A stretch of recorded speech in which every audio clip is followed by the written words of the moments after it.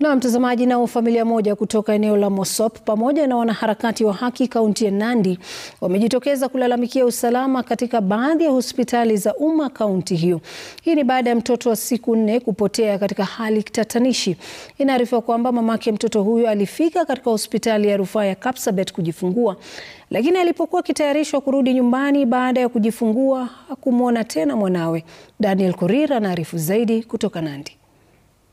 Ni Jepkoech Songok, nyanyake mtoto Blessings Jepkirui aliyetoweka katika njia tatanishi kwenye hospitali ya rufaa ya Kapsabet. Mtoto pea imama, nikakataa. Mimi nakwambia pea imama mtoto, nikakataa.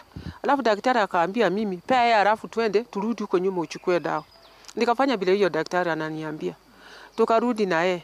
Haya, hapo kwa mlango gate mahali Hochman iko. Nikaenda kusimama hapo. Hii daktari akaambia mimi, unachua mahali hiyo dawa utaweza kwenda kuchukua. Nikaambia yeye andika, akaandika mimi kweli dawa. Akapeleka mimi akaambia mimi pita nje. Nikapita nje ya chini. Nikaenda kwa dirisha nikaleta dawa. Kurudi hakuna mtoto. Wa jamaa, mtoto wangu ameibwa. Mama ya mtoto huyu ana umri mdogo, huku huzuni kimzonga asiweze kuongea nasi. Nikafuata mimi naenda stand. Hakuna mtu. Narudi hakuna mtu. Gogo alipiga nduru, nikasikia uchungu sana. Tulijaribu kutafuta mtoto lakini tu kuona mahali mtoto alipitia. Jambo hili limekera jamaa na wanaharakati wa haki kaunti ya Nandi, huku wakilaumu kuwepo kwa njama miongoni mwa baadhi ya wafanyikazi wa hospitali na watu wengine kuwaiba watoto. Shida yote ama indicator sote inaelekeza kwamba kuna systemic problem kwa upande wa county referral hospital. Sio in charge na nurse mwenye alikuwa kwa chute.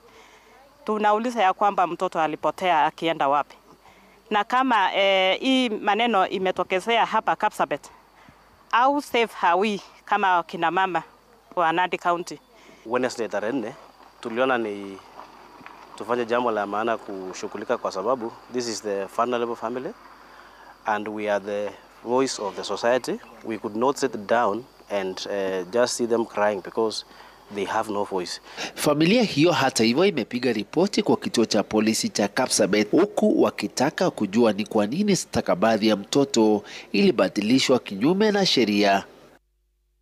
Wamefanya na wameeneza ni kwamba wameeneza sana propaganda ya kusema kwamba mtoto ameibiwa nje ya hospitali. Afisa anayesimamia hospitali ya rufaa Kapsabet hata hivyo amekana madai hayo na kusema kuwa mtoto huyo aliibiwa nje ya hospitali ya rufaa ya Kapsabet. Daniel Korir, runinga ya Citizen, kaunti ya